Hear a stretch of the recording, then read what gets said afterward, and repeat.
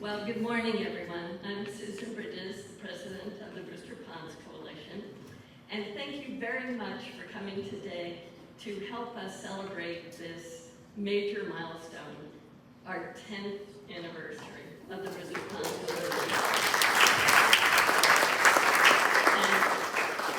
And members and volunteers, thank you for your amazing dedication and support. It is because of you that we are able to accomplish so much in these 10 years and to fulfill our mission to protect and improve the health of Brewster's Ponds through science, education, and advocacy. Before I begin the meeting, I'd also like to thank the Cape Cod Bible Alliance Church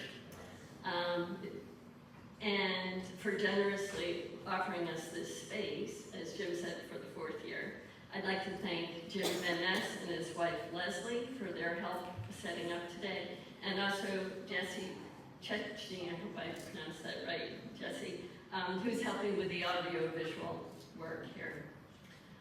I'd also like to acknowledge our Pond Hero business partner, the Layton team, for sponsoring the meeting today. And now I'd like to call the meeting to order. Reviewing the agenda for today.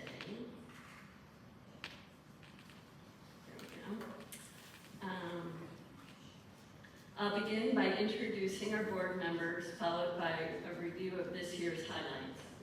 After that, I'll have a brief business meeting, which will include a short financial summary, acceptance of the 2023 minutes, and the presentation of the Splash Award. Oh, also board elections. And then on to our keynote speaker, Chris Flanagan, who will be talking about state projects related to water quality and relevant legislation for 2025.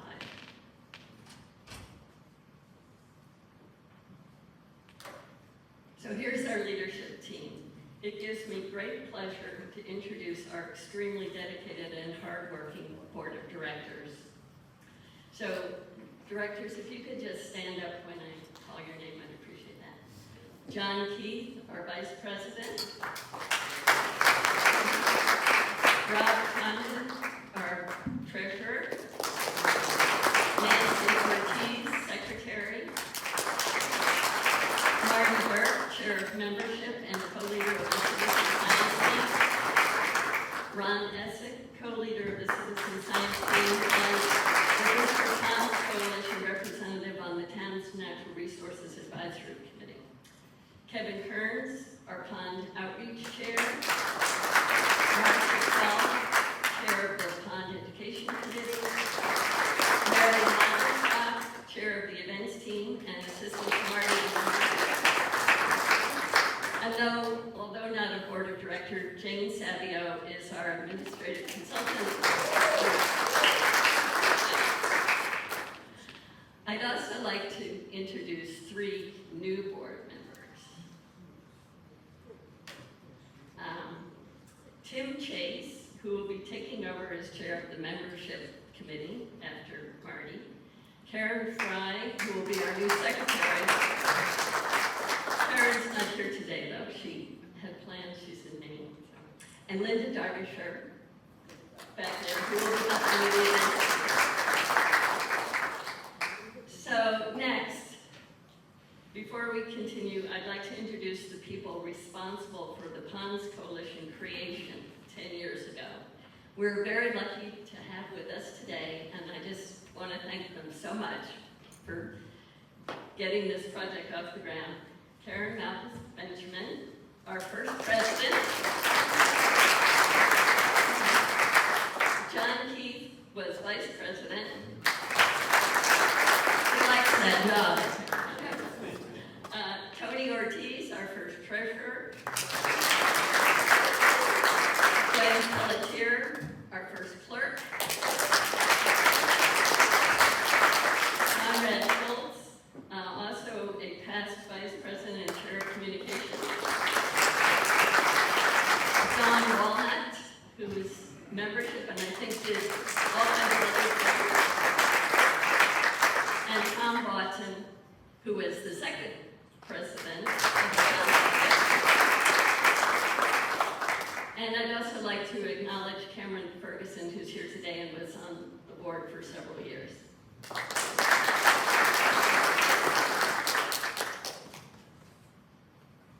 And now, on to the highlights. This first slide is about a groundbreaking project, the Septic System Impact Study. The study is being led by environmental engineer and Brewster Ponds Coalition Vice President, John Lynch. Our partners in the study are Horsley Witten Consultants, the Massachusetts Alternative Septic System Test Center, and the town of Brewster. The Brewster Ponds Coalition has committed $80,000 for this project over the course of 3 years.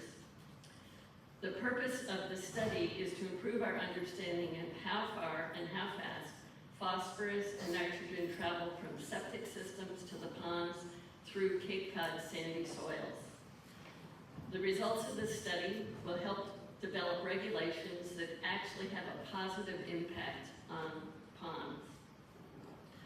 We know that there are many variables influencing how far and how quickly phosphorus, nitrogen, and other substances travel. The age of the house and the septic system, the distance to the pond, elevation above the pond, the number of people in the house, whether the house is used full-time or just part-time, other septic systems nearby, and the amount of iron and magnesium in the soil. This study will help us determine how far away septic systems need to be from ponds. Specifically, the study will examine representative septic systems to determine the movement of phosphorus and nitrogen in soil vertically and horizontally.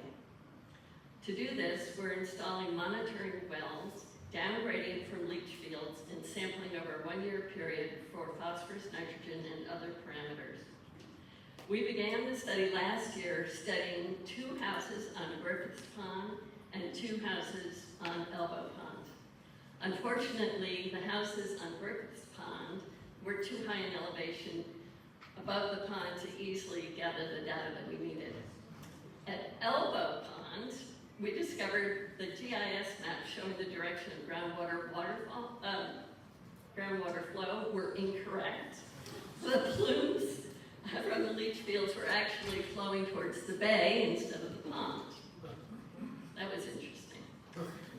Fortunately, we were able to find 2 more obliging homeowners at 2 properties on Lower Mill Pond to continue the study this year. The wells have been installed at the first property and are showing good results, indicating that the second house will also provide good results. One of the images on this slide shows the 2 houses. The slide at the top left, the houses are circled in yellow, and then the arrow shows the flow of the groundwater. Actually, the arrow should have been like this, but I couldn't make that happen. And the other images are of one of Horsley Witten's surveyors at Elbow Pond and board members John Keith and Linda Derbyshire. Oh, and you can probably read about this project on our website. I think that John will be giving us more information as the project unfolds. Next, I'd like to go on to citizen science. The Citizen Science Program is in its 8th year and is a signature program of the Brewster Ponds Coalition.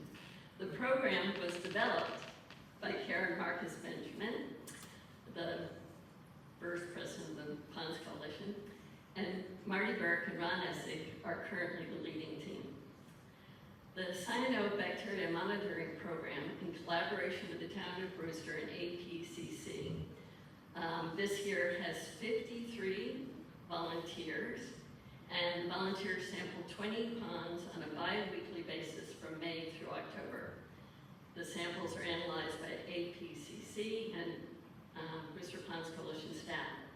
We expect to gather and analyze over 250 water samples this year. The results are reported to town officials and Brewster Ponds Coalition subscribers. All final decisions regarding pond advisory postings are made by the town of Brewster Director Amy Von Home. And a complete end-of-the-year report will be available to all Brewster Ponds Coalition subscribers. To date this summer, cyanobacteria advisory notices have been posted in Brewster at Upper Mill Pond and Lower Mill Pond. The blooms were first detected on July 8th and will continue based on testing that was completed this week. I think those warning signs will remain for at least another week or two. Another project that Citizen Science is working on is the Remote Satellite Sensing Study. It's in its third year, and it's in partnership with the National Oceanic and Atmospheric Administration and the Cape Cod Commission. The research question is, can satellite imagery be used to help us monitor health and reveal information that can be incorporated to improve our pond monitoring program? Volunteers measure water quality at the pond's deepest point, coordinated with satellite imaging taken from space.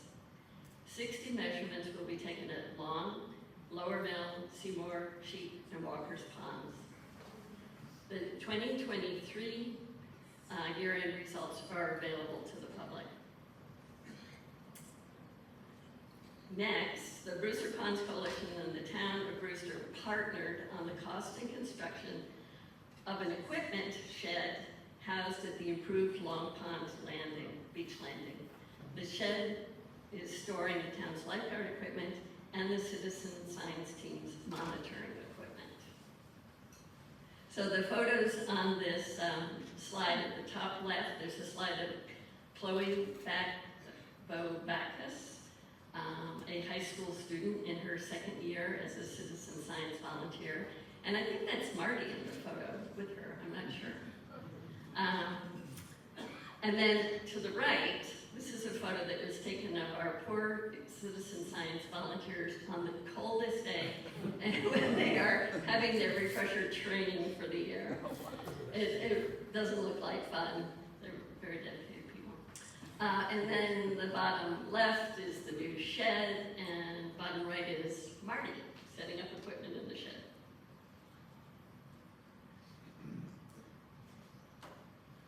Pond outreach. The Brewster Ponds Coalition is currently assisting several neighborhood groups with remediation projects. Several board members are involved: Kevin Kearns, John Keith, Tim Chase, and Marsha Kell. One of the neighborhoods is the Canoe Pond group is planning to install a new aeration system. The Brewster Ponds Coalition is helping the Neighborhood Association navigate the necessary permitting process and will contribute a third of the funds for the cost of the new system, approximately $10,000. At Seymour Pond, work is continuing on with residents on Beechwood Drive and Tracy Lane to address stormwater runoff. At Myrick's Pond, we're helping to explore options for generally improving the water quality. And at Upper Mill, we are continuing to work with the town and the neighborhood group to remediate stormwater runoff on Leland Road. Kevin Kearns, our Pond Outreach Chair, has also prioritized updating our Pond Neighborhood Association database, and he has met with several neighborhood associations this summer to talk about how the Brewster Ponds Coalition can offer support and introduce the group to our Pond Pledge program.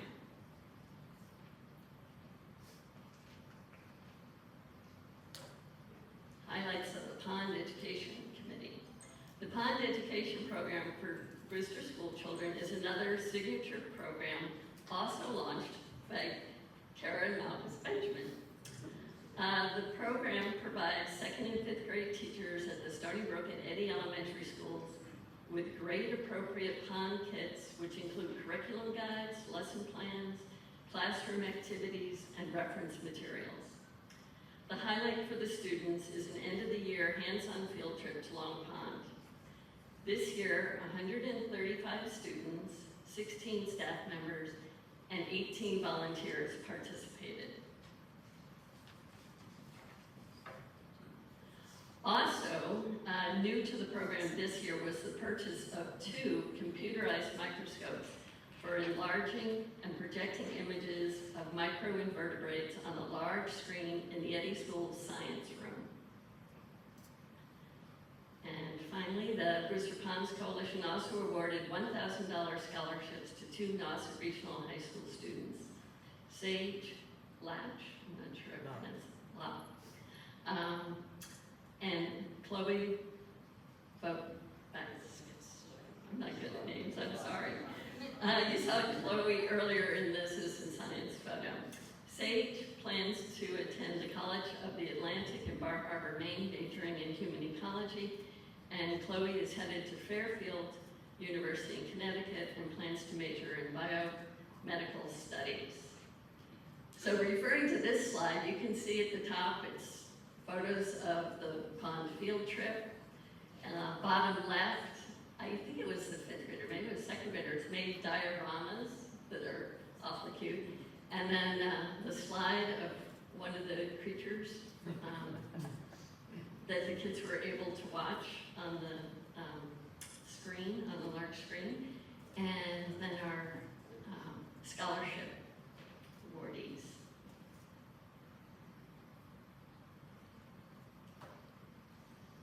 Adult programs. Most of our adult programs this year have centered around the Brewster Ponds Coalition's goal to have the town fund a comprehensive wastewater management plan. The plan, once completed, will recommend solutions for handling wastewater. So to help the community understand some of the options that might be presented, we arranged for 2 tours of the Orleans wastewater treatment plant in March.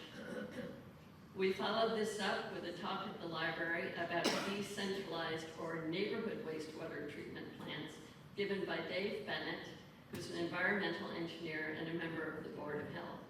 He's also on Peter Lombardi's Water Resource Task Force. Leading up to the town meeting, we held 2 community forums to discuss water resource projects that would be included in the Springtown warrant. These included funding for updating the town's integrated water resource management plan and several stormwater remediation projects. The articles easily passed and represented a small win for the Brewster Ponds Coalition in that the updated integrated water resource management plan will now have a separate section devoted to wastewater. This will not be a complete comprehensive wastewater plan, but will include information regarding studies that have been conducted over the years that assess risks in the various watersheds in town. Then, in June, we invited Beth Taylor, a Barnstable County Master Gardener, to give a talk about removing invasive plants and insects from your landscape and promoting native species. That was kind of just a nice change from wastewater. And finally, our speakers at the Pond Summit in June included Brian Horsley from the Massachusetts Alternative Septic System Test Center, who told us all about eco-toilets. See, we're back to wastewater. And Hillary Sandler, extension professor at UMass Cranberry Station, who spoke about the history of cranberry bogs on Cape Cod.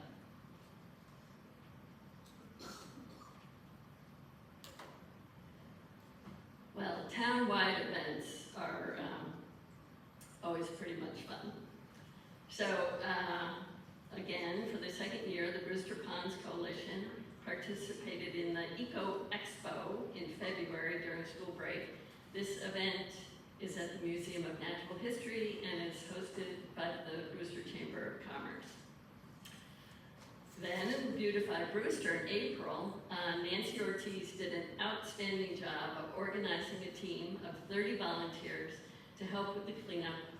I know on Slough Pond, but maybe AP Newcomb as well. I always get Slough Pond, so I don't know. So thank you to everyone who helped pick up the garbage. Again,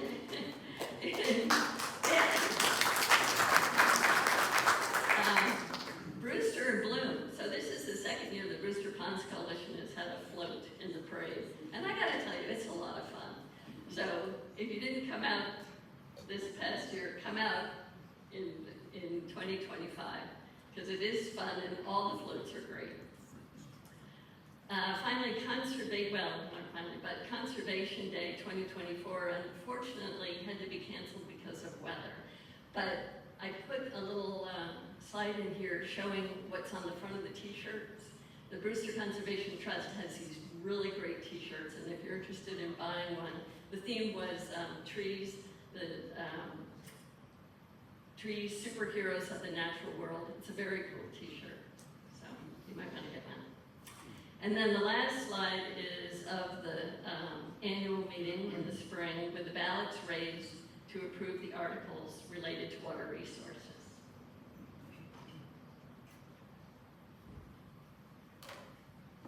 Fun outdoor activities.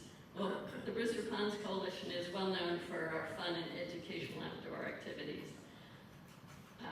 So far this year, Nancy Ortiz and Christy Donlinger have led 2 very successful hikes, one in the Punkhorn and the other in Nickerson State Park. Marty Burke has organized some bike rides, and they're always a big hit. And we also have had a herring run eco paddle. Our business partner Safari Adventures is the sponsor of that. And in fact, tomorrow night we're having a second paddle. It's an evening glow paddle. And I learned yesterday that one of the people that had planned to participate isn't feeling well, so she can't make it. So we have one more spot left, if any lucky person would like to sign up. Also, coming up in October, we're going to have a program at Terra Firma Perma Gardens in Orleans. They will be hosting a program titled Meadowscaping, Building a Healthy Lawn for Pollinators, Pets, and People. So check our website for details about that. So many thanks to everyone who supported these events and all of our volunteers that helped and participated. Thank you, volunteers.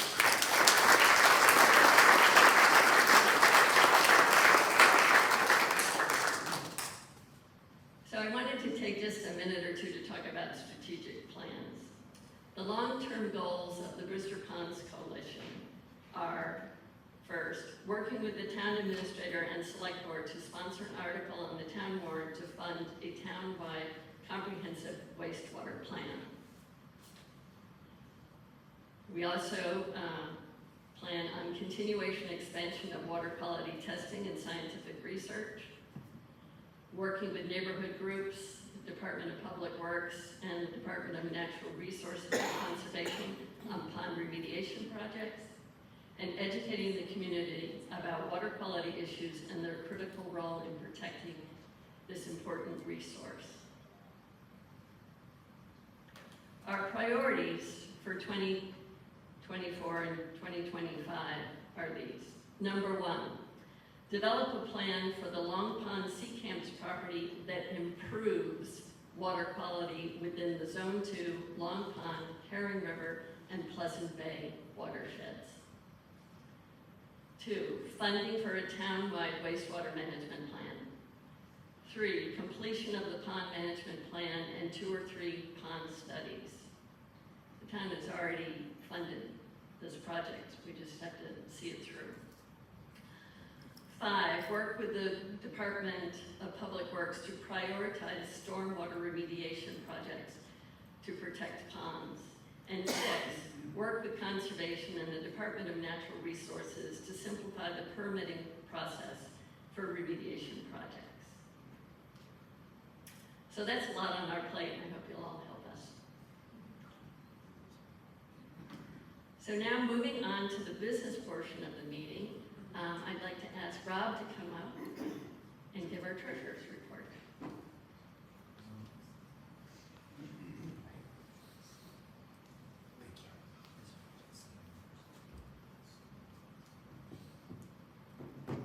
Good morning, and thank you all for coming. Appreciate it. I'm the treasurer, and I'll report on the fiscal year 2023. Our income was $94,000. Our fiscal year is January through December. Our fundraising year really starts in August and ends in July. I just want to make that distinction. So the fundraising and membership donations, some will come from 2022 and 2023. The expenses for the 2023 was $63,000, $14,600 for administration projects and programs at 20.7, education and outreach at 24.1, and fundraising at 3.5. The balances at the end of the year, and have grown every year. Our balance at the end of 2023 was $178,000, which was an increase over the prior year, which was an increase over the prior year as well. We have restricted funds of $37,000 in the bank, by the way, which Cape Cod 5 is our bank. And those restricted funds are restricted to Elbow Pond and Blueberry Pond. The July year-to-date total income is $59,000 with expenses of $45,000. Administration is $12,000 year-to-date, programs and projects 19, education and outreach 12, and fundraising 1.5. Our balances, as you can see right now, is $223,000, of which Susan described many of the projects we're looking forward to, the phosphorus bloom study, and various other projects, and also utilizing our grant, our one-third grant program to lake associations to help them achieve success. And we have a couple of those in the works as well.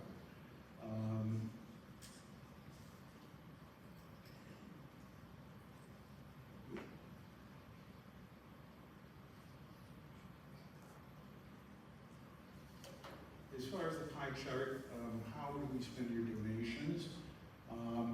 Administration is approximately 6% of all your donations. Programs and projects are 8.6%. Education and outreach is 10%. Fundraising is 1.5%. And the money available and for grant program funds, for remediation, education, is $178,000, which is 73.9%. So we have a very healthy bank balance. We have a very healthy agenda of how to spend that bank balance. And it's all thanks to folks like yourself that care and support the BPC, members of the BPC, the 53 volunteers for the Citizen Scientist Program, and all the other volunteers that help out. And we're healthy, financially well doing, and providing a great service to the community. So thank you all very much.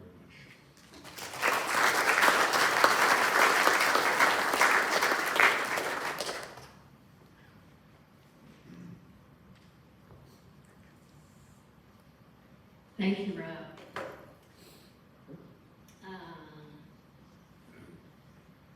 Now I would like a motion to accept the 2023 financial summary. Do I have a motion? Motion and a second? All right, all in favor? I think that's unanimous. Thank you. The next bit of business is acceptance of the minutes of the 2023 annual meeting. There are several copies on the table. I don't know if everybody had a chance to look at it. They were pretty brief.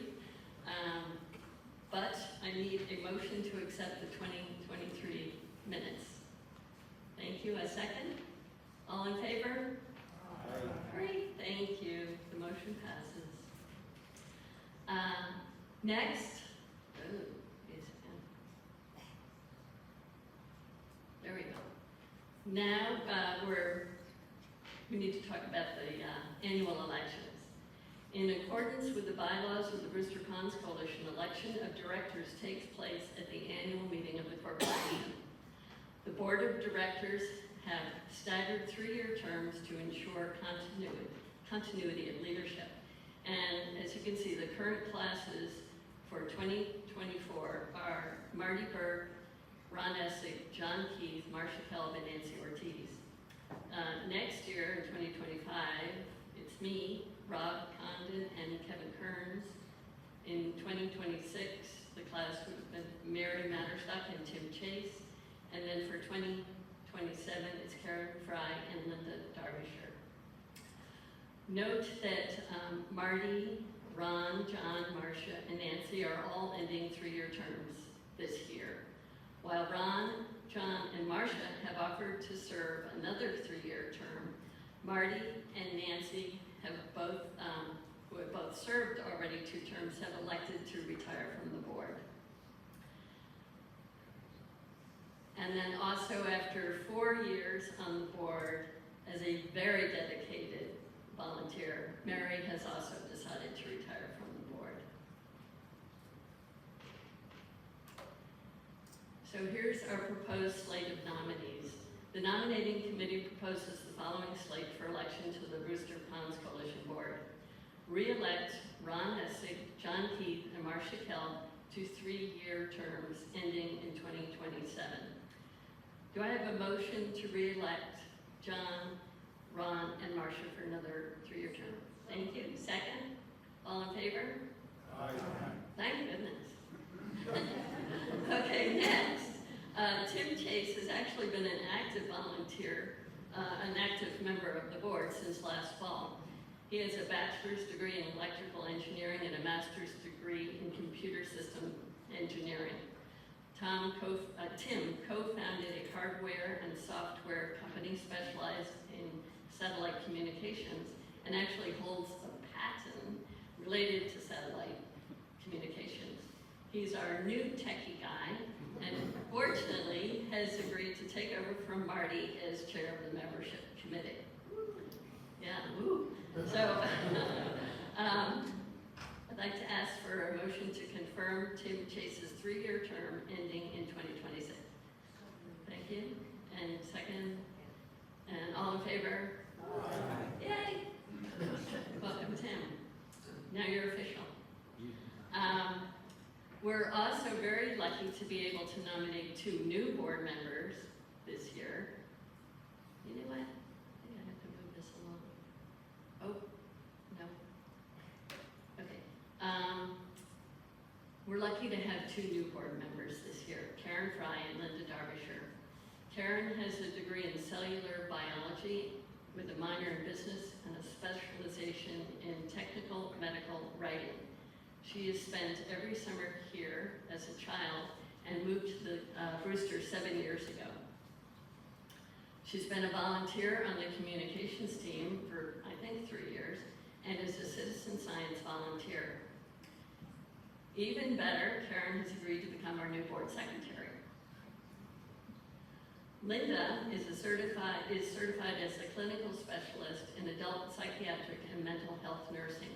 She holds degrees from Harvard, Yale University of Calgary, and the University of Winnipeg. Linda has lived on the Cape for many, many years and has long been a champion of the Brewster Ponds Coalition.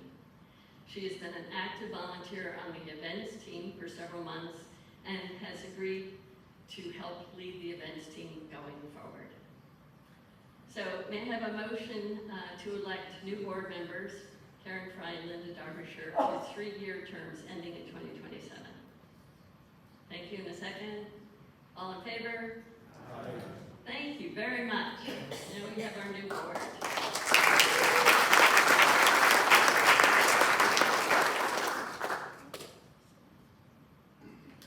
Okay, this is the sad part of the meeting.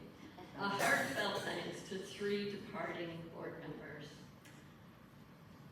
I'll start with Mary.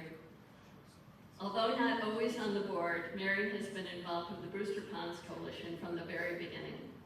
As chair of the events team for the last 4 years, she has done an amazing job. The number of programs that we host has grown every year, and she has been on top of everything, contacting speakers, managing venues, recruiting volunteers, and shopping for the supplies. As an example, this annual meeting alone took a lot of planning, shopping, and getting of quiches into the oven at 7:30 this morning. Mary is also an active member of the scholarship committee. And Mary, thank you so much for your dedication to the program.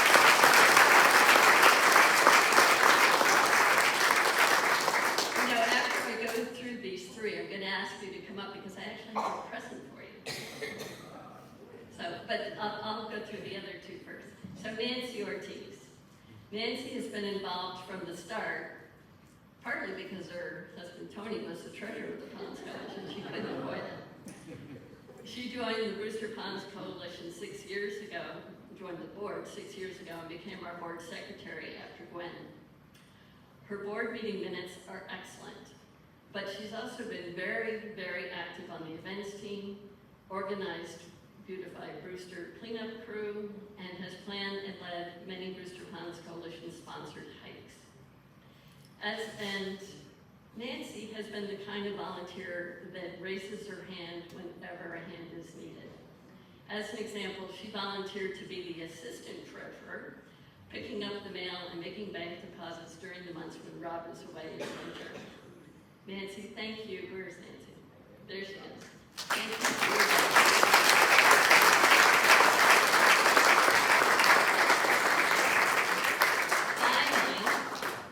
Marty Burke. Well, Marty has certainly made his mark on the Brewster Ponds Coalition. As chair of the membership committee, he has grown our organization to include over 900 subscribers on our mailing list.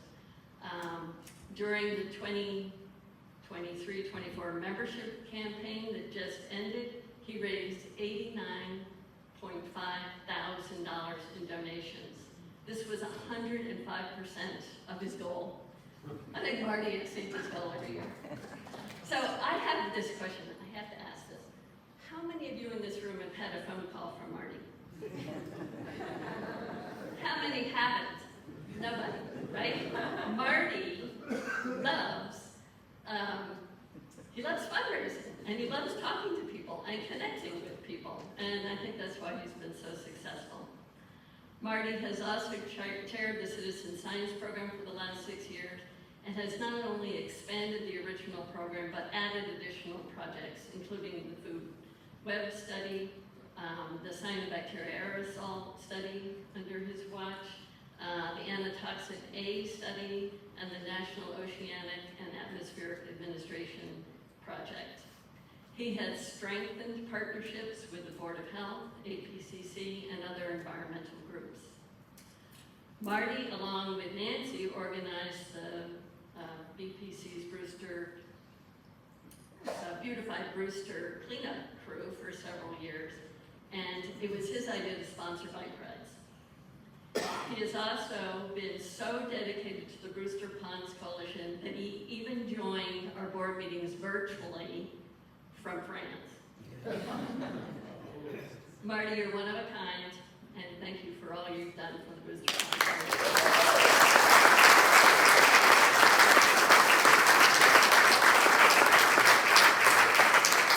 I do have a gift for you all, so you have to come up for a minute. Let me just go get them. I hid them over here.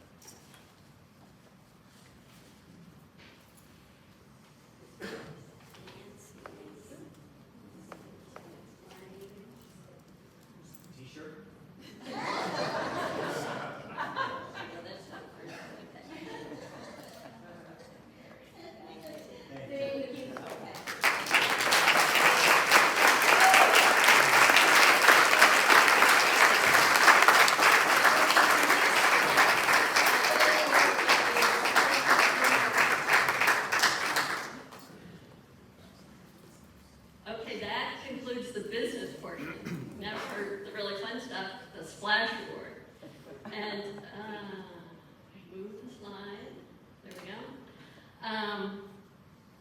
The Splash Award is awarded annually to the Brewster Ponds Coalition volunteer who has made a splash through his or her contributions to improve water quality, improve the water quality, beauty, and natural habitat of Brewster's Ponds. John Heath and Marty Burke will present this year's Splash Award.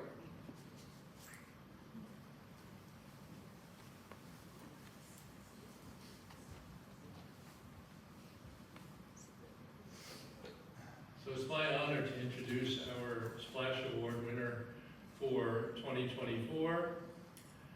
But first, I need to give you a little history, just to put this all in context. This is, after all, our 10th anniversary. Some of you may not be familiar with exactly how this all came about. Back in 2014, the spring of 2014, the then town planner, Sue Levin, said we really need an organization that advocates for ponds and fresh water. And she convened several meetings of interested people. And out of those several meetings, a steering committee was formed. 5 individuals who said, yes, we're going to form an organization. Those 5 individuals were Dawn Walnut, Conrad Schultz, Tony Ortiz, Gwen Pelletier, and myself. And then we said, how are we going to organize this? Well, one person in that group stepped up to lead in the formation of a charitable organization, a 501c3 organization. She wrote the bylaws. She worked through the process to get our organization approved by the state of Massachusetts. And I'm talking now about Gwen Pelletier.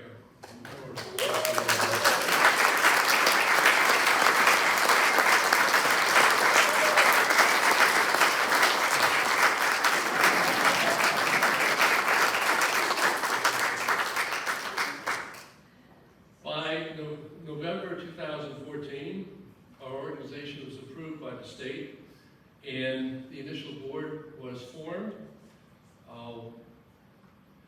Susan introduced the board before, but I'll reintroduce and just mention their names. It was Dawn Walnut, Tony Ortiz, Conrad Schultz, Rick Kuzman, Tom Vaughton, who was our second president, and Karen Malthus Benjamin, our first president, myself, and of course, Gwen, our clerk.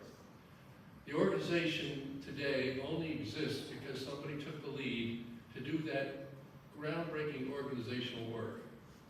And that person was Gwen Pelletier. But her work did not stop there, and her contributions to our organization did not stop there. So I'm going to turn it over to Marty to discuss what she's done since. Thank you all. Hi, Gwen. Susan and John both said the same thing, that the Splash Award is given annually since 2017. The first award winner is sitting right to Gwen's right. Nancy Gustafson Smith won the very first award in 17. And it's given to volunteers who really make a big splash by giving their most valuable asset, which is their time. I mean, we are an all-volunteer organization, so we don't exist without volunteers. So just a little walk through Gwen's existence from my perspective and her time with us. She's been involved with the board, this is right in my face, since the beginning. Gwen's DNA and fingerprints are all over the Brewster Ponds Coalition. Gwen was a board member from 2015 to 2021. She was a clerk from 2015 to 2020, when she then passed the baton to Nancy Ortiz, who holds that position, I guess, until the end of business today. Gwen was the treasurer in 2016 and 17. The baton was passed to her by Tony Ortiz, so I'm not sure what it is between the Ortiz family and Gwen. They're always passing and receiving things back and forth. Gwen also was the architect, along with Karen Malthus Benjamin and Sue Searles, who I haven't seen here today, of the Pond Ed program way back in 16-17. And not finally, but Gwen was a very important part of the citizen science team from 2017 to 21 and co-chaired that committee from 2019 to 21. So I don't know about you, but I'm kind of exhausted just reading all these accomplishments and all the things that Gwen has done. And these roles, they weren't a progression. They were all, and for most of those years, they were simultaneous. So, for example, I wrote this down because I couldn't believe it. In 2017, Gwen was on the board. She was the board clerk. She was the board treasurer. She was the board Pond Ed person. And she was on the Citizen Science Committee. And that happened in many, many years. It's unbelievable. The only thing she didn't do that year, and I'm not sure why, she wasn't president. That's the only role she didn't play.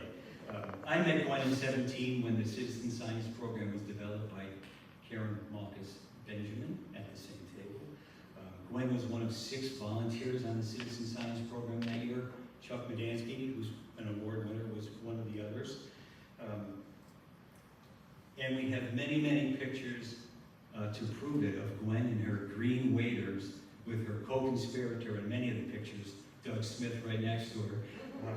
And they're stunning pictures, so it's impossible to look at any of our past publications and not find a picture of Gwen Pelletier there. So I would say that, I do remember when Karen Marcus Benjamin moved on, and there was a conversation, of course, at a board meeting who was going to take over Karen's position on citizen science, and I guess you can guess who put their hand up first, and it was Gwen. And I think out of guilt, I said, okay, I'll join you too. So Gwen and I both joined the committee the very same year when Karen left, and I remember a final transition meeting where Karen came over to Gwen's house to meet with Gwen and I, and Karen came, as Karen would, organized totally. She had her microscopes and slides and pictures of toxin that we were supposed to learn how to identify, and reams of scientific publications and notes. And I remember after she left, Gwen and I were there alone, and I looked at Gwen and said, Gwen, what did we get ourselves into? And Gwen looked at me as Gwen would do and said, Marty, we're not supposed to know it all. We're volunteers. We will learn, and when we need help, we'll get it. And I thought to myself, just listen to Gwen, everything will be okay. and that's really the truth. There's a list that we all have of people that we know we can count on to help, whether it's personal or business or on the Ponds Coalition, and Gwen has always been at the top of that list. I've never seen you, Gwen, turn down a project. And so many times you would enhance a project by adding things that none of us thought of, or maybe we're too afraid to tackle. So thank you. For me, spending time with Gwen is like auditing a course in citizenship. I mean, she's really just fantastic. So the final testament to Gwen, who I think is fantastic, is that she let us use her garage for 7 years.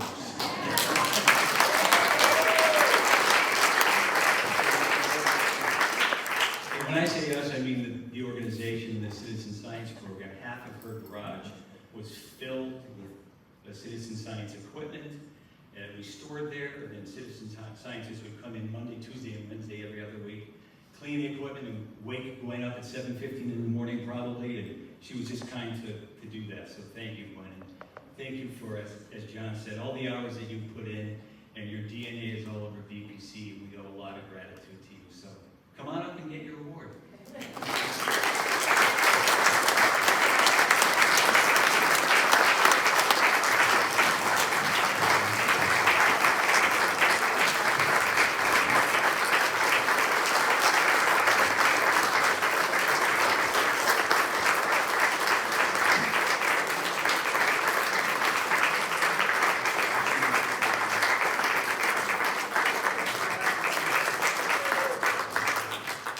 So I wasn't told that this was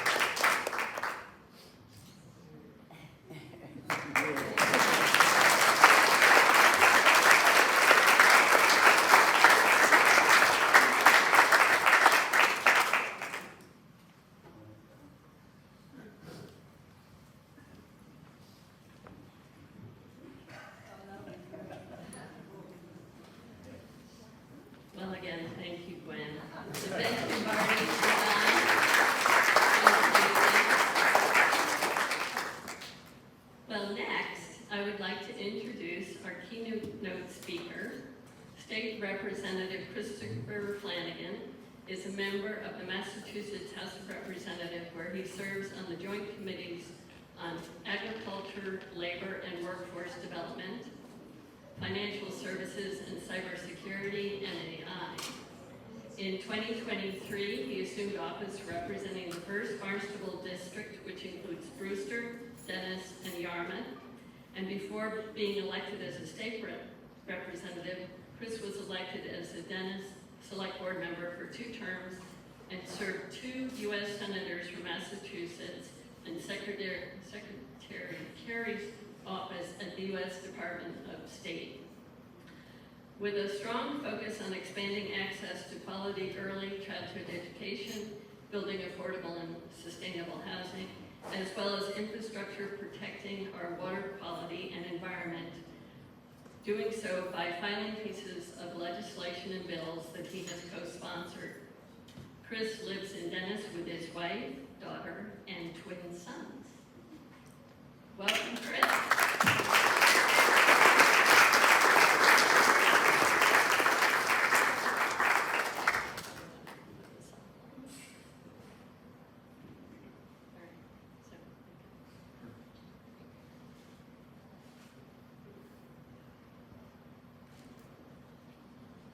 Good morning, everyone.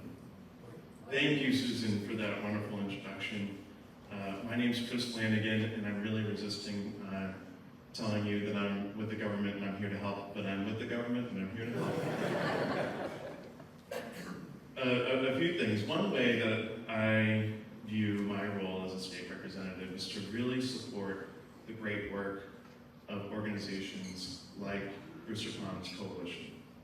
And I feel like we do that through amplifying the great work that you're doing and also helping organizations like Brewster Ponds Coalition with funding to make sure that you all get done what you want to get done. I'm not lucky enough to live in Brewster. However, I am lucky enough to live in Dennis, and I live near Fresh Pond. Now, according to the Town of Dennis's water quality of reports of Fresh Pond, come to find out there's nothing fresh about Fresh Pond. And so I bring that up because it is phenomenal that Brewster Ponds Coalition exists, the work that you all do. And what I love about Brewster Ponds Coalition the most is that the work that you do to help ponds here in Brewster, you help ponds everywhere. So a few things that I want to talk about as it relates to water quality and things that we've been working on this legislative session. As you all are probably very familiar with the new Title V regulations specifically for Cape Cod as it relates to either building sewer infrastructure or having alternative septic systems in nitrogen sensitive areas. When those regulations came out, I did file a piece of legislation that directs the Mass Department of Environmental Protection to help us with a funding strategy around that. Most communities who are pursuing wastewater infrastructure have access to the State Revolving Fund, which is a phenomenal funding mechanism. It essentially enables municipalities to borrow money towards larger infrastructure projects at either 0 to 2% interest. But that being said, Cape Cod has a $1 billion infrastructure problem, right? And so it shouldn't just be borne on the backs of taxpayers here in Brewster and Dennis and Yarmouth and other municipalities across the Cape. And so I filed that piece of legislation. The other thing that we need to be mindful of is being supportive, right, of major infrastructure projects. I heard earlier today about Brewster possibly undergoing a wastewater management plan. And so in order to get things over the finish line, like these large infrastructure projects, we really do need the support, your support, to show up at town meeting, to go to public meetings and be supportive and speak vocally in support of larger infrastructure projects.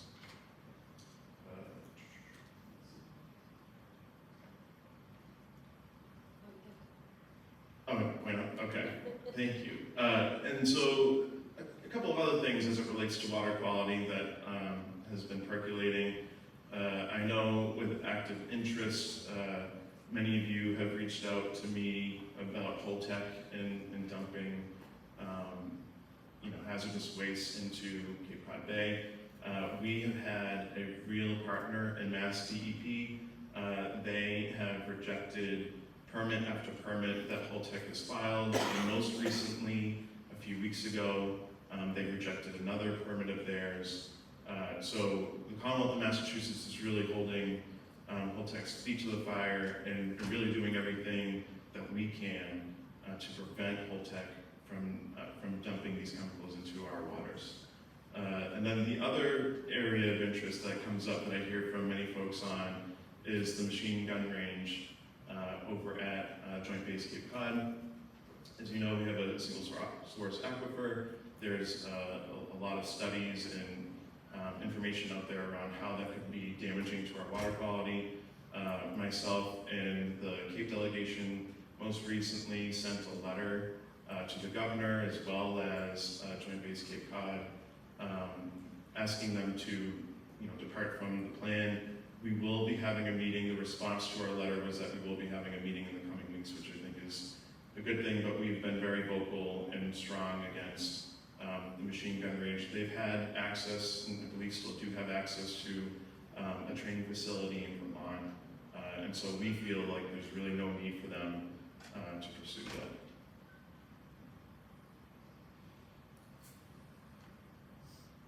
Few things that I've been working on, and water quality is certainly top of mind for me here on the Cape. First and foremost, I had talked about the incredible things that Brewster Ponds Coalition is doing.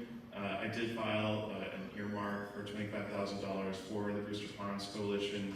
At first it started out as potentially a alternative septic system program, pilot program that removes phosphorus, which as we all know is very important to pond water quality, and has kind of morphed into a phosphorus study. But in either event, what I love about Brewster Ponds Coalition, I'll say this again, is that the work that you all are doing is so cutting edge that what you're doing here impacts not only Cape Cod, not only impacts the Commonwealth, but really has larger scale national implications for pond water quality and protection. So kudos to you. I think of you as a small but mighty group. So, and then in addition to that, another earmark that I filed in relating to water quality is for the Friends of Bass River for their final design of their wetlands restoration project. As many of you know, wetlands and even retired cranberry bogs, reverting them back to wetlands actually is a great way to absorb carbon and also purify water. So they got that final design. We're very optimistic that that will be completed in the coming years. There are so many grant opportunities in addition to earmarks.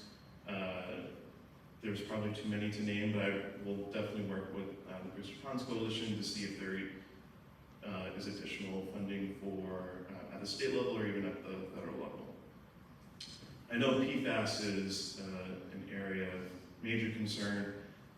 I will say that Brewster water quality is the best, certainly on the Cape, and even, I would argue, throughout Massachusetts. The good news for Brewster, from reports that I've seen, is that it has the lowest amount of PFAS, which is great. You all keep up the great work, the town of Brewster, because it's really showing that what you're doing is working. But as it relates to PFAS, the legislature, we banned use of any equipment that firefighters use that have PFAS and forever chemicals in it. So fire departments will no longer be able to use those pieces of equipment to protect firefighters' health here. And then in addition to that, a comprehensive bill was filed around PFAS. The bill set up a PFAS remediation fund and also further regulated food packaging and other consumer products to ensure that PFAS are not in them. That was filed this session. I want to give a big shout out to our Senator, Senator Julian Sear. He worked with my House Pro Tem, Kate Hogan, who jointly filed this bill in the House and in the Senate. Not sure if it's going to make it over the finish line this session. It doesn't seem like it will, but the great thing is that a lot of work has been done in this session, and I feel very optimistic about the next session. A few things before I talk about the upcoming legislative session. A few things.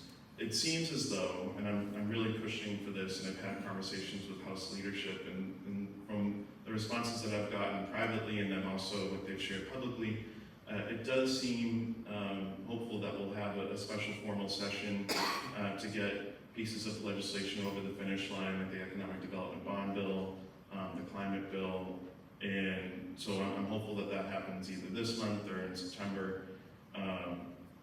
And then as we look to the upcoming legislative session, a few things, and I say this especially as a first-time state rep, finishing my first session. I just solved all of our problems, that there isn't much to do for the next legislative session.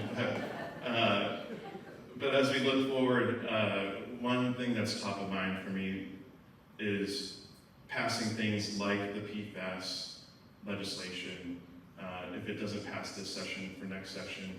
And then the environmental bond bill is something that is forefront of my mind, and really is, my view is a big vehicle for funding for either wastewater infrastructure projects, alternative septic systems, and what the purpose of that would be to, hopefully commit, we haven't talked about a dollar amount yet, but a considerable amount of money for the Cape Cod Water Protection Fund, which, as you might be familiar, is a fund that towns have access to.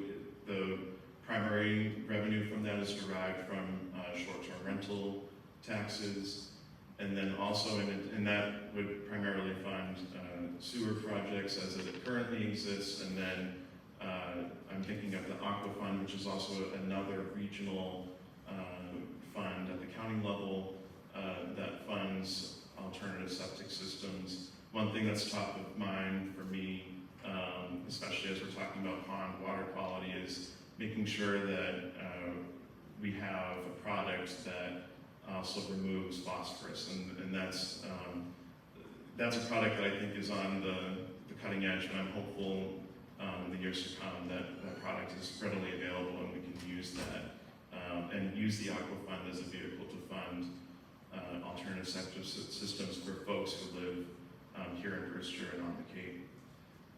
And then, a few folks have said it seems like the House has focused on housing, which is an important issue. And I just want to share that we had a housing bond bill. Usually the bond bills are a great vehicle to not only identify and carve out money for larger projects, but also a great policy vehicle to move pieces of legislation forward through a bond bill.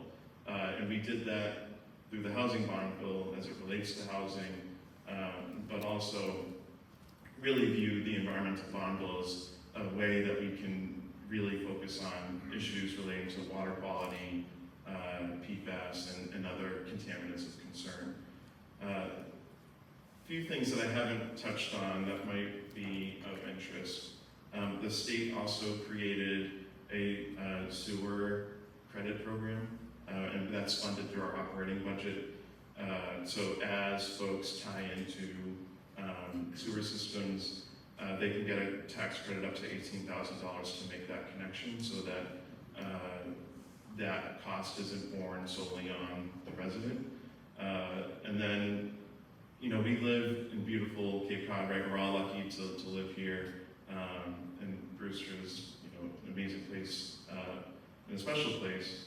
But what's always top of mind for me is coastal resiliency, and so I belong to the Coastal Caucus. Something that I was pushing, as early as January when I first was sworn in, was to give municipalities the technical assistance needed to pursue adaptation and mitigation as it relates to climate change. I'm a former select board member. Dennis underwent the municipal vulnerability program, the MVP program, and as a select board member, I felt like we didn't necessarily have the tools that we needed to really make intentional, sound judgments in terms of what next steps would look like for us to either combat or conform to coastal resiliency issues. And so I'm happy to share that the governor did listen to us. She did create a director of coastal resiliency. My plan is to sit down with him or her to talk about legislation that could be filed to support not only their work, but our work here at the municipal level. And then I think that pretty much covers it, but one last thing, I'd be remiss if I didn't do this. I've talked about the amazing work that Brewster Ponds Coalition has done, and to celebrate the 10 years of the amazing work that you are doing and will continue to do, I might call Susan up. On behalf of the legislature, I have a citation for myself and the Speaker of the House. Be it hereby known to all that the Massachusetts House of Representatives offers its sincerest congratulations to Brewster Ponds Coalition in recognition of its 10th year anniversary and its mission to protect and improve the health of Brewster's Ponds through science, education, and advocacy. The entire membership extends its very best wishes and expresses the hope for future good fortune and continued success in all endeavors. Signed by myself and the Speaker of the House.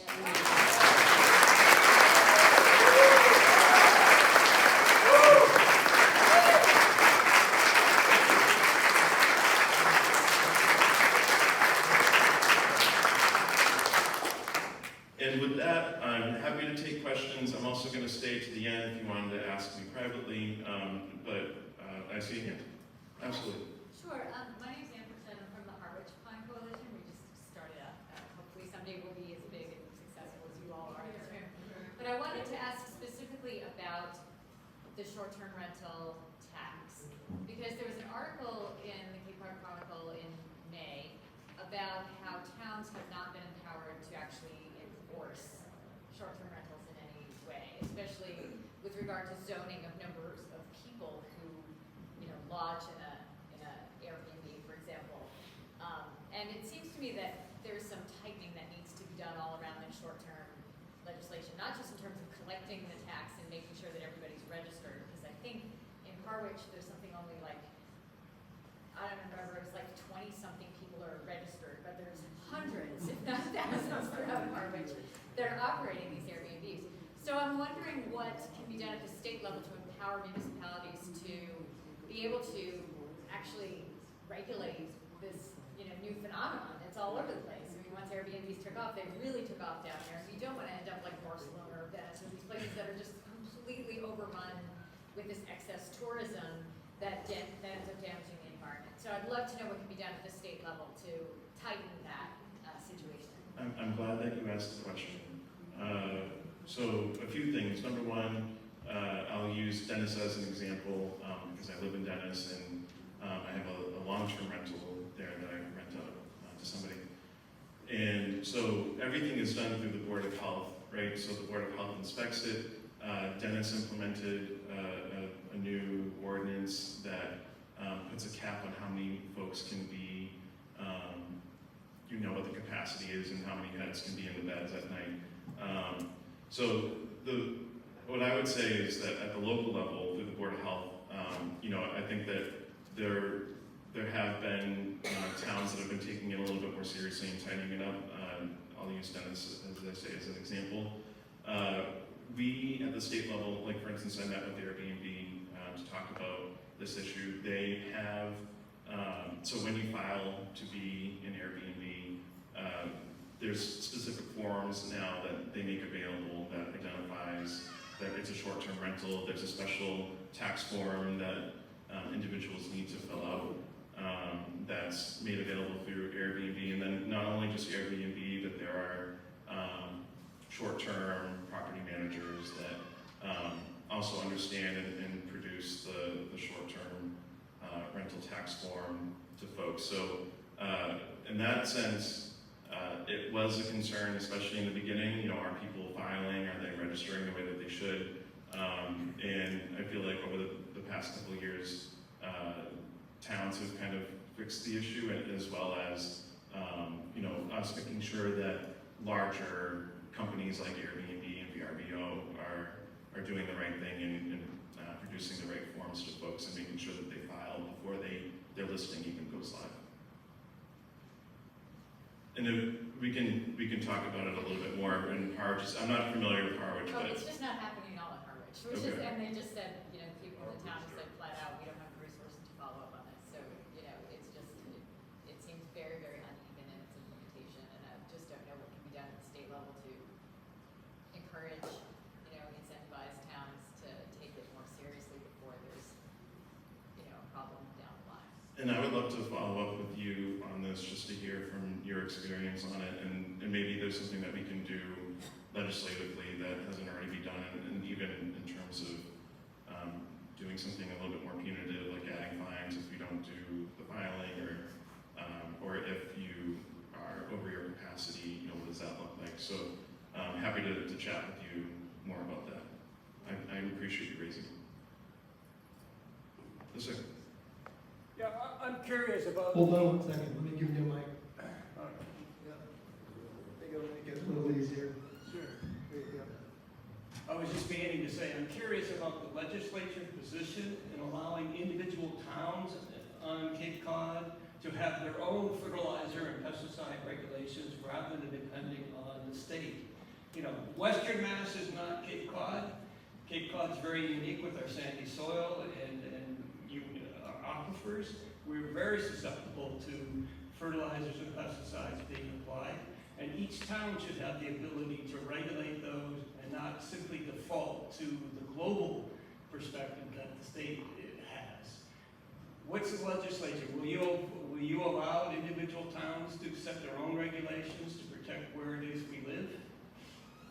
Very, you know, so Nantucket, Orleans, Eastham, are all applying, asking the legislature for special permission to set their own regulations.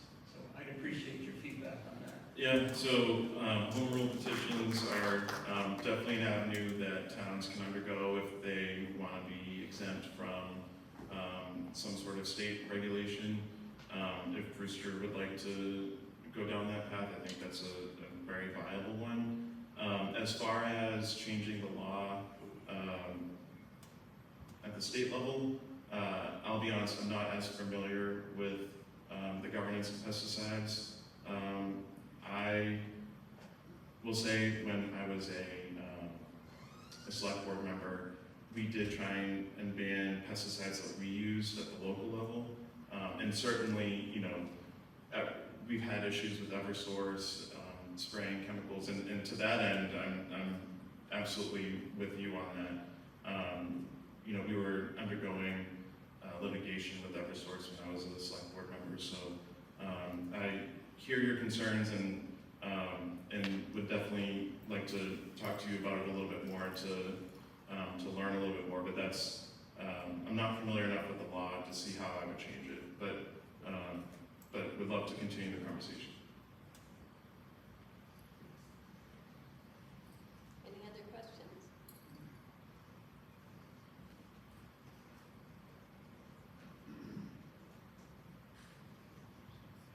We all know that phosphorus and nitrogen are problems, and I think we're beginning to be aware that PFAS and pharmaceuticals are going to continue to be contaminants in our communities.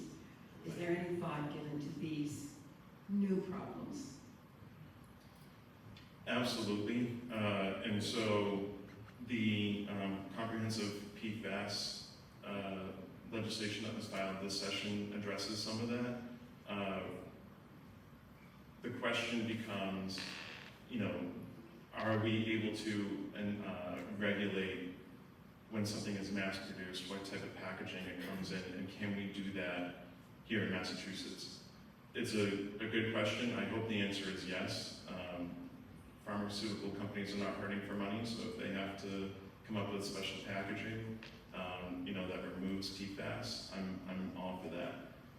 And so that's part of the bill that I mentioned earlier. I'm not sure if it's going to cross the finish line, even if we do have a special formal session, but it's something that I'm going to be watching very closely if it gets filed, if and when it gets filed again. Please. I was thinking more of removing these things from our water supply, not preventing. Oh, I see. Sorry, I misunderstood the question. So, in terms of removal, that falls under the PFAS remediation fund.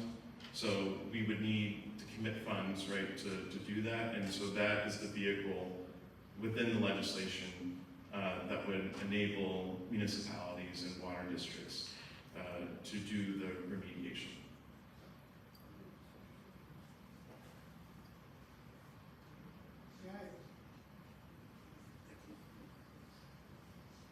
There you go, we all hear you. Thank you.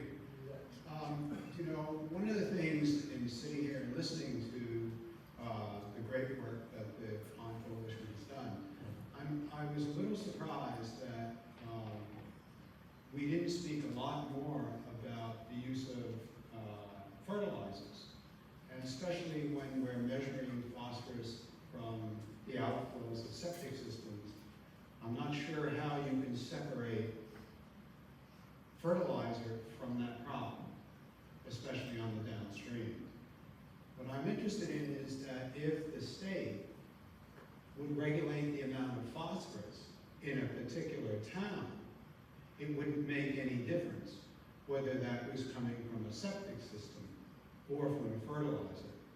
So tackling the fertilizer problem is a separate issue in itself. But defining a phosphorus load consideration could solve two problems in one. I just don't know. It's a good point that you're making. One that I think with the Brewster Ponds Coalition undergoing their phosphorus study, I think having the data around that is going to be helpful to make informed policy decisions around it. I will tell you that leaving this conversation, I'm definitely going to look deeper into the law, especially as it relates to fertilizers, because I know that, you know, that's top of mind for you all. It's one that's come up in other groups that I've participated in, so you know, the points that you're making are valid, and I think that it's something that we'll definitely look into for the next legislative session, which starts January 1st. Let me respond a little bit on the fertilizer question. Brewster has passed a fertilizer regulation to restrict how much fertilizer is put in on lawns. The big effort there is to educate the various landscaping companies. A key point is that when you look at the impact of phosphorus or nitrogen on ponds, what is the biggest source?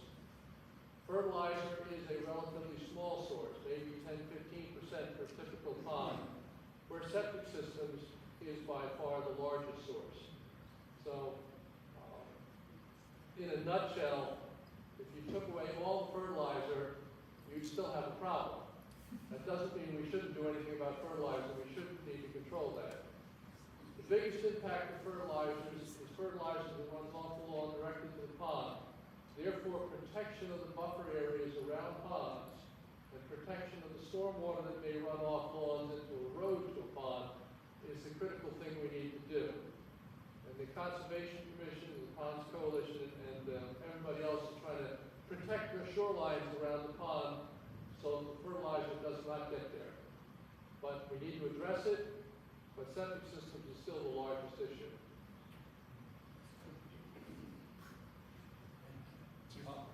Yes, the Holtec Pilgrim wastewater situation, everybody is happy when they apply and they're turned down. But is there some strategy or recommendation by the legislature to Holtec to do something else rather than just keep coming back asking for the same thing? Ultimately, I know it's got to be dealt with somehow. And of course, it's probably fine, go somewhere else. Who doesn't want the same problem? But I just keep wondering what really is going to happen. You know, it's a good question, and I am surprised that they keep filing permits that keep getting rejected. The one thing that I will say is that Mass DEP is really the subject matter experts in this, and so I'm assuming that they are getting guidance from them. I don't know what that guidance is, and perhaps their alternatives that they're presenting to them is too costly for them, or they view it as too costly. It's probably my guess, which is why they keep filing the same permits. But that's really Mass DEP is really the ones that they will be working with and are working with to figure out what the closure looks like. I hope that answers your question. Yeah, it does. I just think that we never know until it's announced that they've applied then, and then there's public pressure to, as a forum or meeting to go, question it and try to turn it down. And then we're just happy and hopeful that it does get turned down, but what next? There's not really a public forum to go that's brought up after to say to them, what are your strategies besides just this? I'm not sure if any have occurred this year. I know in previous years they've had public meetings in Plymouth, but I don't know if they've had any recently. Perhaps they will have in response to Mass DEP, their determination. Thank you. Someone? Can you hear me? Okay. Yes. Yeah, question for you. What is the status of town sewers in Dennis? Can you give us a little history? Where are you in the process? Are you putting them in? How are you going to finance them? We're at a turning point here. So if you could let us know. Sure. So Dennis has a wastewater management plan that's been approved by the state.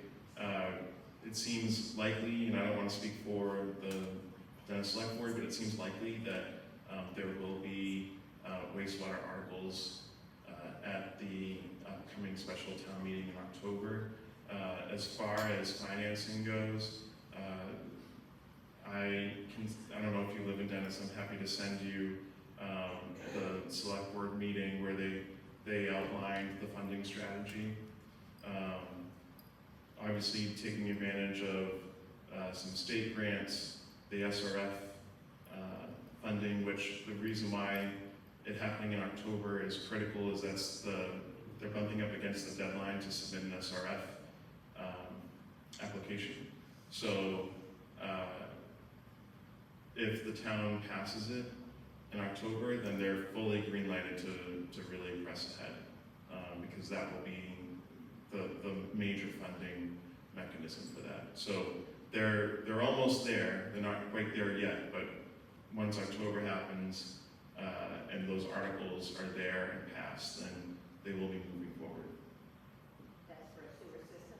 For a sewer system, and I just want to make it clear because you also asked about where the sewers will go. There is a map that shows where the sewers will go in different phases. So I believe they'll start in the southern part of Dennis and Dennisport and West Dennis and probably work their way up north. But the whole town will not be sewered, only homes that are in nitrogen sensitive areas. Is there going to be a treatment plant somewhere, or where is that? Yes, so unless something's changed since I left the select board, the treatment center is going to be located at the transfer station. Okay, thanks. Yes. I just want to emphasize something.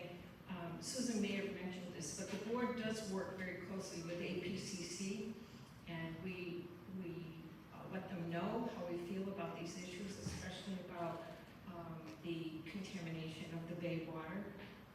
And APCC issues statements all the time, and they seem to put out at least a monthly newsletter.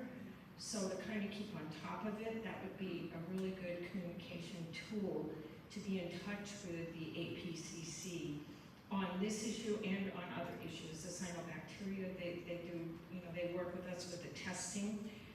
So I would just suggest that if you want to be more in touch with what's going on in the bay and in our ponds, that the APCC is a great advocacy group for us.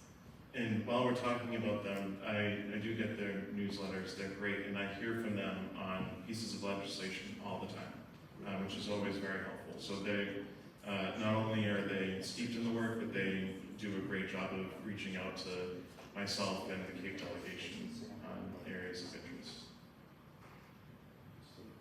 So real quickly, I have two questions. The first one is, when you talk about things like the Dennis sewer system, and you have sewers going in Harwich and Chatham, wouldn't this be best handled by a regional group rather than each town going in and trying to figure out what they're doing and where they're putting treatment plants where you could have more regional settings? And the second question, so I'll ask it right now, is you mentioned earlier the Cape and Island Water Protection Fund, and of course you know that Brewster is not eligible for any of those funds.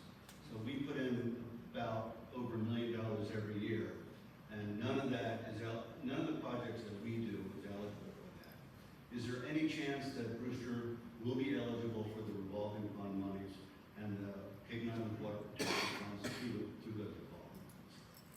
So there's a mouthful. Yeah, no, all great questions. So I'm a big proponent of regionalization.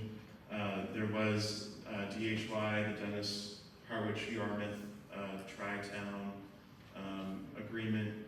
That legislation is still active, so it passed both the House and the Senate years ago. In order to, for regionalization to move forward, there needs to be will from the towns to want to pursue it. Just to give you some brief history on it, there was a Tri-Town project. One of the towns pulled out and it kind of disintegrated the rest. And so I would love to see a regional project. If we were going to do that, we need to do that soon because shovels are going in the ground already. But it really is going to be up to the towns if they want to be part of it or not. But they can, that legislation, enabling legislation still exists, so they could. And the Cape Island Water Protection Fund? So I've had conversations with the Brewster Town Administrator on this. I know this is very top of mind for folks. As far as either SRF funding or even the Cape Water Protection Fund, I know that Wellfleet, I think, might be a good model for Brewster to think about pursuing either SRF funding. With the Cape Water Protection Fund, that's primarily, I think, viewed as pursewing, and if Brewster has, pursues a wastewater management plan, certainly Brewster would be eligible for those funds. I don't know if the board, and it's governed by a board, I don't know if a board would be willing to make a policy change on that, but I think it could be worth pursuing. But again, I've had conversations with the Brewster Town Administrator on this. I'll be having conversations with DEP on it as well to get further clarification,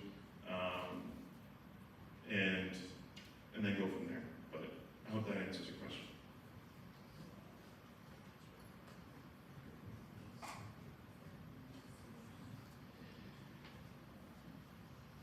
Good morning. Good morning. I wasn't going to say anything here today, but that's hard to do. I'm Conrad Schultz, and I'm a long-term board member. And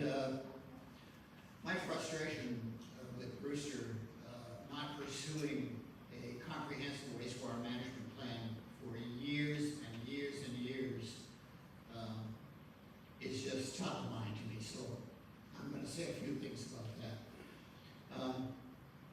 There's nothing more important than developing a comprehensive wastewater management plan for this town. We dump 300 to 400 million gallons a year of wastewater into the ground. We're told by our town leaders that we have a integrated water resource management plan that is holistic and approaches all of our water resources. But I will say to you, there's a giant hole in the middle of that holistic. If you want to call it holistic, spell it HOLISTIC, because it does not deal with the 85% problem of nutrient loading to our wastewater, which is septic systems. This town has pursued a piecemeal approach trying to deal with effectively remediation projects on the outskirts of our town. Projects that the state is now implementing because the studies they did years ago said we had to clean up our bays and estuaries. For some reason, Haynes Creek was constituted, or designated rather, as a marsh and not an estuary. So Brewster has avoided doing any of this work for years and years and has never even studied wastewater. If you go back in the records, you'll see it's never been studied. So I will just terminate my conversation here, because it could go on too long, with you all have the power. You all make these decisions. You all influence government. Government is people. And our leaders are not leaders, they are followers. They will follow what you tell them to do. And it's everything that you do that will make it happen. So, thank you for your patience.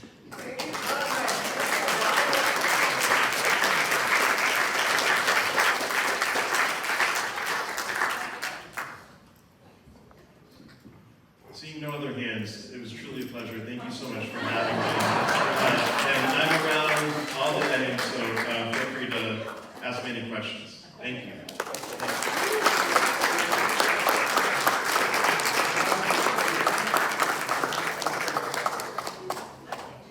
Thank you, Chris, and I want everybody to come up and see this. This is fabulous. Thank you very much for your comments too. Before I adjourn the meeting,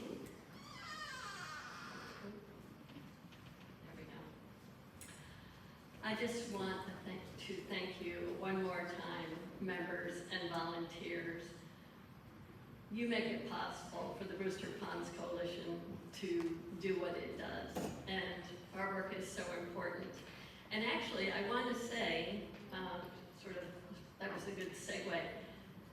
Tim Chase, our techie guy, has learned that the Brewster Ponds Coalition membership includes 660 voting residents. So, and I'm sure that the Brewster Conservation Trust has an additional, there must be a lot of overlap, but they also have voting members. So Conrad is absolutely right. 660 people can change what happens in this town. And we're gonna depend on you in this year coming up to let's make it happen. I know that I personally, for the last 4 years, have been writing about the need for a comprehensive wastewater plan every year in the Ripples magazine, and it hasn't happened yet. We have had many conversations with the select board and Peter Lombardi, and it's always good to work together, but if you can't work together, you still need to get it done. So we'll do that. Anyway, thank you, volunteers and members.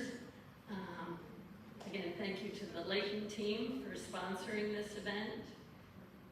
Thank you to all our business partners. We have 17 business partners this year. And now it's time for cake and photos. So we had a beautiful cake. Should we put it maybe on this table? Oh no, it's down there. It's down there. There's a gorgeous cake with the Brewster Ponds Coalition logo on it. It's lovely. And we're hoping to first get a photo, maybe Tim can come up and get a photo of all the people here today, and then past and present board members. That would be another great photo, and with Chris, who's over there. So don't leave until you have cake and photos. Oh, and I had one other. I've been asked by an interested person to ask everyone to like the Brewster Ponds Coalition on social media.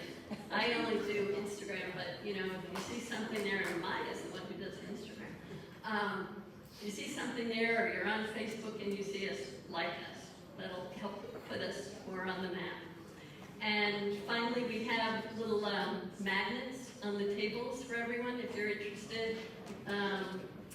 If you're homeowners, maybe you know you have a septic system, but there are a lot of people who have guests who don't seem to know the do's and don'ts of septic systems. So feel free to take home a magnet, and we're also going to be passing them out to the realtors in town with the hope that they will put them in homes that are, you know, rental properties. So with that, I would like to adjourn the meeting. Thank you for coming.